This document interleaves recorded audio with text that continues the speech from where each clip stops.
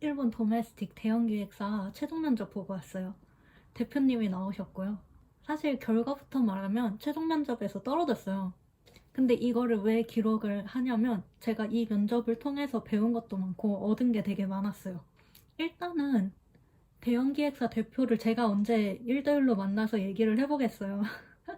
9월에 떨어졌던 기업도 최종 면접이 CFO라길래 나 최종까지는 제발 가고 싶다고 생각했었거든요. 그리고 제가 생각하기에 면접을 잘 봤다고 생각했어요. 그 끝나고 나왔을 때의 느낌이 있잖아요. 면접 끝나고 나왔을 때 느낌은 솔직히 붙을 줄 알았어요. 제 똥촉이 이렇게 계속 연락을 전화로 받았어요. 저한테 처음에 오퍼를 보내주셨던 인사팀 담당자분한테 연락을 받았는데 그분이 이제 조금 기리기리하게 의견이 오고 갔다. 근데 제가 들어갈 자리가 사실 처음 생기는 포지션이었거든요. 그 회사에서는. 단순히 격리회계가 아니라 조금 새로운 성격의 포지션이었어요. 그래서 더 끌렸던 것도 있고 이게 처음 생기는 포지션이다 보니까 능력적으로는 너무 좋은데 커뮤니케이션 측면에서 조금 더 고민이 필요하다는 결론이 나왔다고 하시더라고요. 이제 제가 일본어의 벽을 넘지는 못한 거죠. 그래도 지난번 9월에 봤었던 면접보다 많이 발전했다고 생각을 했고 이제 그 인사팀 담당자분으로부터 그 직무에 추가 채용이 생기면 꼭 연락 주겠다고 그런 말까지 들었거든요. 사실은 이제 한국인의 밥 한 번 먹자 약간 이런 말일 수도 있겠지만 그냥 그런 말, 빈말이라도 기분 좋잖아요. 그래서 일본의 도메스틱 대형 기획사 문화는 어땠는지, 어떤 질문을 받았는지, 그리고 또 제가 어떻게 대답을 했고 그분이 어떻게 반응을 하셨는지까지 공유드릴게요. 일단 한국이랑 일본의 면접에서 느낀 차이점인데 이거는 다른 기업 면접 봤을 때도 느낀 거예요. 일본에는 압박 면접이라는 게 없어요. 한국은 사실 뽑을 생각 없는 사람 막 불러다가 막 무리한 질문하고 막 그런 거 있잖아요. 저도 겪어본 적이 있고. 근데 일본은 뽑을 생각 없으면 아예 안 불러요. 일단 서류 통과가 1차 검증이 통과한 거라고 생각하면 돼요. 한국에서 압박 면접 하는 거 보면은 그 면접자가 그 문을 나가면 고객이라는 사실을 간과하는 것 같다는 생각이 들 때가 있었거든요. 일본은 사실 속마음이 어찌됐든 겉으로는 되게 친절한 문화가 있잖아요. 그게 면접에서도 적용되는 것 같아요. 회사 이미지에 타격이 갈 수도 있는 일은 절대 하지 않는 분위기예요. 두 번째로 느낀 게 스펙보다 용모 단정이 더 중요한 거. 아니, 한국도 용모 단정 중요하기는 한데 일본은 조금 더 용모 단정의 범위가 넓고 조금 더 코마카이예요. 세세해요. 그리고 한국은 용모 단정이 사실 관상을 위주로 보잖아요. 그냥 옷은 면접에 TPO에 맞는 옷만 입고 있으면 상관없고 관상을 조금 위주로 본다고 생각을 하는데 일본의 용모 단정은 약간 관상은 기본이고 그 정장도 그냥 정장 입었으면 되는 게 아니라 뭐 치마 길이라든가 소매 길이라든가 가방, 신발 관리 상태라든가 그런 것까지 조금 더 코마카이하게 보는 느낌이 있어요. 예를 들면 치마 길이는 무릎 반이어야 되고 그 소매가 이렇게 손등을 다 덮으면 안 돼요. 그러니까 소매가 셔츠 소매가 있고 자켓 소매가 있잖아요. 셔츠가 너무 많이 튀어나오면 안 돼요. 그게 한 2cm 정도? 요만큼 튀어나와 있어야 돼요. 그런 게 다 정해져 있어요. 이제 제가 경력직으로 면접을 받다 보니까 지난 회사들 직무 경력에 대한 질문들 기본적으로 받았고요. 이거는 사실 국가를 불문하고 당연히 필요한 질문이니까 패스할게요. 한국 같은 경우에는 이제 인사 면접 보고 직무 면접 보고 그 다음에 대표 면접이면 사실 대표 면접은 거의 관상으로 그냥 대표님의 감으로 채용이 된다라는 이미지가 있거든요. 지금까지 저는 그래왔고요. 이번에 대표 면접 때는 대표님이 질문 난이도가 되게 높았다고 생각해요. 일본의 음악 산업에 관심이 있어서 일본에 오게 됐잖아요.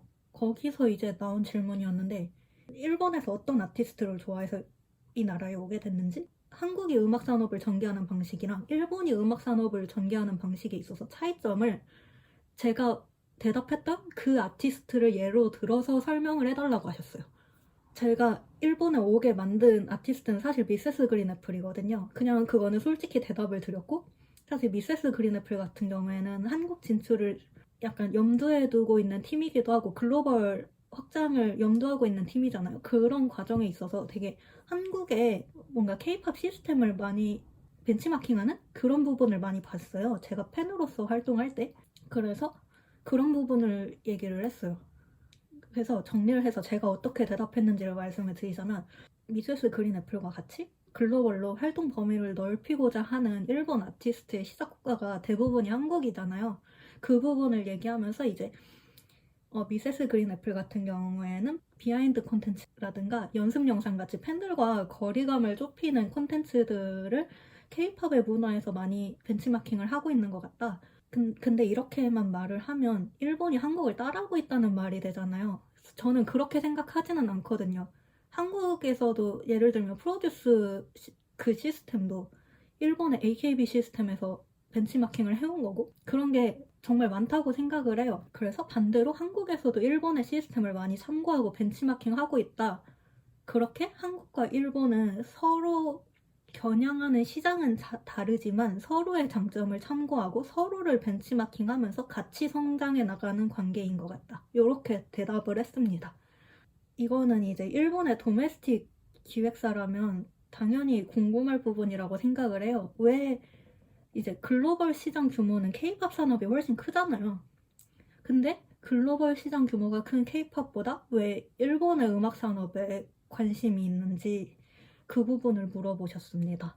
제가 대답을 어떻게 했냐면 이제 규모로 봤을 때는 한국이 더 큰 규모로 글로벌하게 사업을 전개하고 있지만 케이팝의 국내 팬덤의 충성도의 크기는 사실 작아지고 있다고 생각을 하거든요.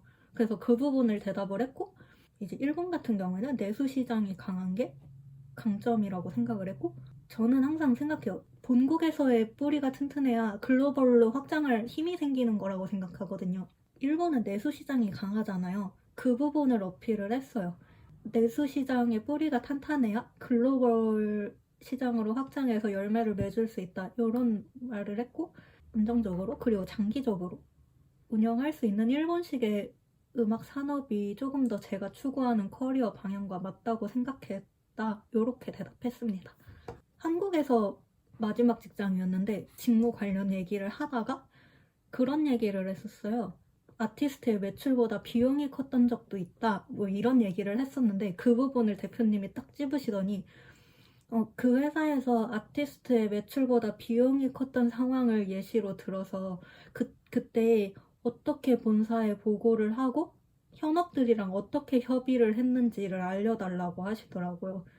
사실 이 부분에서 약간 제가 말도 못 알아듣고 약간 버벅대기는 했는데 이 질문 듣고 느꼈어요. 아, 이분이 진짜 그냥 격리 직원 찾는 게 아니라 진짜 같이 일할 사람 보는구나. 같이 회사에 약간 미래를 설계할 사람을 찾고 있구나. 약간. 그래서 제가 그 안에 들어갔다는 게 되게 기뻤어요. 압박 질문이 전혀 아니고 분위기는 엄청 좋았는데 그 질문의 난이도가 높아지고 깊이가 깊어진다는 부분에서 저는 되게 기뻤습니다. 이제 현업이라 하면은 크게 A&R이 있고 마케팅이 있잖아요. A&R은 이제 릴리즈까지의 모든 과정을 담당한다고 생각하시면 돼요. 그리고 릴리즈 이후의 모든 일은 마케팅에서 담당을 한다 라고 간단하게 생각을 하시면 돼요. 근데 그때 당시에 A&R에서 비용은 많이 감소를 시켰는데 마케팅으로 특별히 뭘 하고 있지 않았어요. 그래서 초반 반응이 미미했다라는 판단이 들어서 이제 회의 끝에 마케팅의 비용을 조금 더 쓰자. 그렇게 해서 매출을 올리자라는 그런 회의를 했던 적이 있거든요. 그런 사례를 말씀드렸습니다. 이 회사에 입사한다면 어떤 사람이 되고 싶나요? 라는 질문을 완전 일본어를 완전 초딩 단어로 대답을 했거든요. 제가 했던 일본어를 그대로 말씀드리면은 신라의 데키루 히토였어요. 신뢰 가능한 사람인 거죠. 그리고 신뢰 가능한 사람의 조건은 세 가지가 있다고.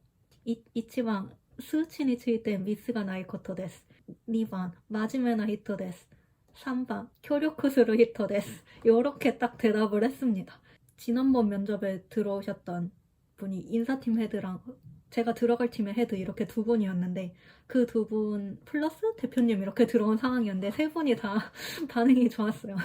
제가 이제 수준 낮은 초딩 단어로 그래도 정확하게 의미를 전달을 한 상황이었습니다.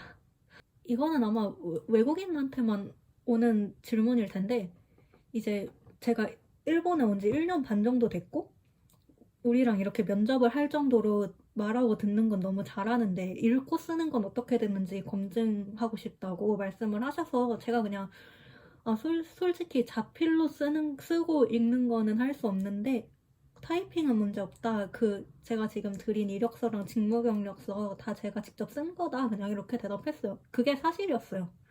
외국인이라는 게 사실 잘 키워놨는, 쓸 만큼 어떻게 만들어놨는데 자기 나라 돌아간다고 하는 게 가장 큰 리스크잖아요.